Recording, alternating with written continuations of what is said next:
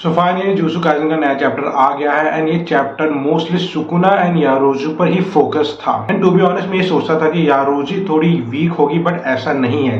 She is very strong and आने वाले chapters में एक बड़ा फाइट आने वाला है। तो अगर मैं इस चैप्टर की बात करूँ तो इस चैप्टर की शुरुआत एक बड़े से स्टेडियम में होती है जहाँ यारोजू सुकुना को कहती है क्योंकि तुमने मेगुमी के बॉडी को टेक ओवर किया है तो मुझे ऐसा लगता है कि तुम्हारे पास एक सीरियस एडवांटेज है। आई कैन बेट तुम जब चाहो स्विच कर सकते हो। तो जैसा कि हमें प्रीवियस कुछ चैप्टर्स में पता चल गया कि सुकुना के पास कोई प्लान था मेगुमी को लेकर एंड उसी प्लान के मुताबिक ही सुकुना ने मेगुमी के बॉडी को टेक ओवर करा। तो उसके बाद नेक्स्ट पैनल सुकुना यारोजू को रिप्लाई देते हुए कहता है यही सेम बात मैं तुम्हारे लिए भी कह सकता हूँ। तो यहाँ पर हमें एक और बात ये भी ध्यान देना चाहिए कि यारोजू ने मेगुमी के बहन को क्यों टेक ओवर किया, इसका रीजन हमें नहीं पता है, लेकिन बेसिकली मुझे ऐसा लगता है कि शायद आने वाले चैप्टर्स में हमें पता चले। But anyways in the next panel Yorozu smile करती है और कहती है अच्छा है हम दोनों की सोच एक है, फ्यूचर में ये चीज काफी काम आएगा। एंड इसके रिप्लाई में सुकुना कहता है तुम कैसे कह सकते हो कि तुम जिंदा बचने वाली हो फ्यूचर के बारे में सोचने के लिए। एंड इसके बाद नेक्स्ट पैनल हम ये देखते हैं यारोजू सुकुना पर अटैक करती है अपने कर्स टेक्निक से। तो प्रीवियस चैप्टर में हम सभी को पता चल गया था कि यारोजू सुकुना की लवर है, मतलब वन साइडेड लवर है। एंड जब यारोजू ने कहा कि हम दोनों की सोच मिलती है तो आई थिंक उसने एक रोमांटिक वे में कहा होगा, like they are made for each other, ऐसा कुछ। बट एनीवेज नेक्स्ट कुछ पैनल्स में हम यारोजू वर्सेस सुकुना की लड़ाई देखते हैं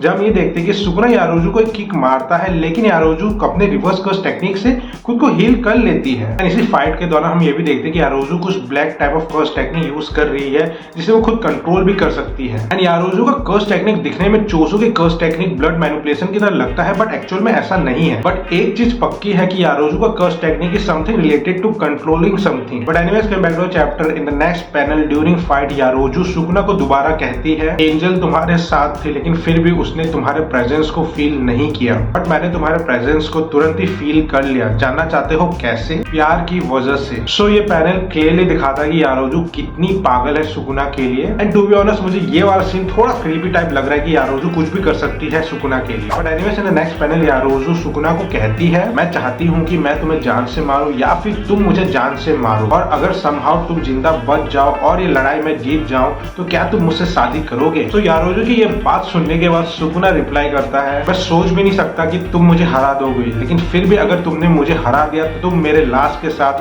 कुछ भी कर सकते हो। और सुकुना के इतना ही कहने के बाद यारोजू डिसाइड करती है कि वो सुकुना के लाश के साथ शादी कर लेगी। तो यारोजू की इन हरकतों को देखकर मुझे ऐसा लगता है कि सिंगल होना बेहतर है। But anyways in the next panel हम यारोजू को देखते हैं जो काफी क्रेजी टाइप बिहेव करने लगती है। वो काफी कुछ सोचने लगती है अपने शादी के बारे में। इनफैक्ट वो ये सोचते हैं कि वेडिंग सेरेमनी में वो 3 गाँव को तबाह करेगी और रिसेप्शन में लोगों के लाशों को लटकाएगी। और इससे हमें क्लियरली पता चल जाता है कि वो कितनी ज्यादा क्रेजी वियर्ड क्रीपी है और साथ ही साथ वो एक्साइटेड भी है। But anyways in the next panel हम ये देखते हैं कि सुकुना यारोजू के बातों से बोर हो जाता है और डिवाइन डॉग यूज करता है। और इस पैनल में ध्यान देने की बात यह है कि डिवाइन डॉग काफी अलग अपीयर हो रहे हैं, मतलब वो एक शैडो टाइप दिख रहा है मुझे इस पैनल में। लेकिन इन नेक्स्ट पैनल हम ये देखते हैं कि यारोजू काफी आराम से डिवाइन डॉग को डिस्ट्रॉय कर देती है। और इसके बाद वो दोबारा अपना कर्स टेक्निक यूज करती है जो again blood manipulation curse technique की तरह लगता है लेकिन वो है नहीं। तो उसके बाद नेक्स्ट पैनल हम ये देखते हैं कि यारोजू काफी ज्यादा गुस्सा हो जाते क्योंकि सुकुना ने मेगुमी का कर्स टेक्निक से उस पर अटैक किया। एंड इसी दौरान हमें एक पैनल में सुकुना के थॉट प्रोसेस के बारे में जानने को मिलता है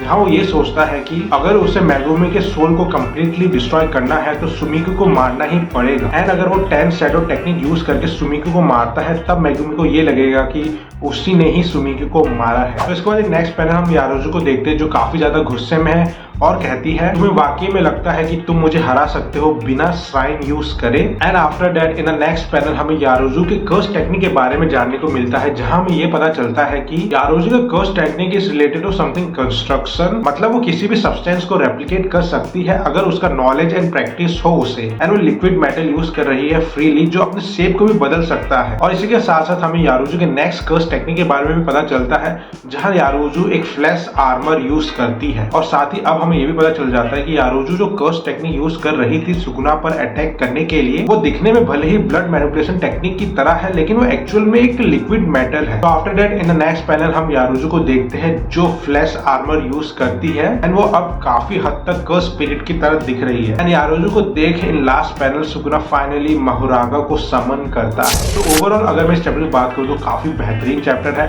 एंड पर्सनली मुझे ऐसा लग रहा था कि यारोजू थोड़ी कमजोर होगी बट ऐसा नहीं है। She is very strong and मुझे ऐसा लगता है कि आने वाले चैप्टर्स में हमें काफी एपिक बैटल देखने को मिलने वाला है इन दोनों के बीच। साथ ही साथ मुझे भी ऐसा लग रहा है कि यारोजू का भी कोई रीजन रहा होगा सुमिकी की बॉडी को टेक ओवर करने का, जिसके बारे में हमें शायद से पता चले आने वाले चैप्टर्स में। एंड जैसा कि मैंने प्रीवियस चैप्टर में कहा था कि यूता सेंडाई में ही है, तो भाई साहब वो भी आ सकता है। इसके अलावा अगर हमने प्रीवियस चैप्टर का एक्सप्लेनेशन एंड रिव्यू वीडियो नहीं देखा तो जल्दी से वो वीडियो देख लो। एंड बाकी अगर आप सोशल मीडिया चलाते हो, इंस्टा ट्विटर पर अवेलेबल हो, तो मुझे फॉलो कर लो, लिंक वगैरह मैं कुछ देने वाला नहीं हूँ। एंड इसके साथ साथ वीडियो पसंद आए तो लाइक सब्सक्राइब वगैरह सब कुछ कर देना, ऐसे सपोर्ट करते रहना। तब तक के लिए मैं मिलता हूँ नेक्स्ट वीडियो में।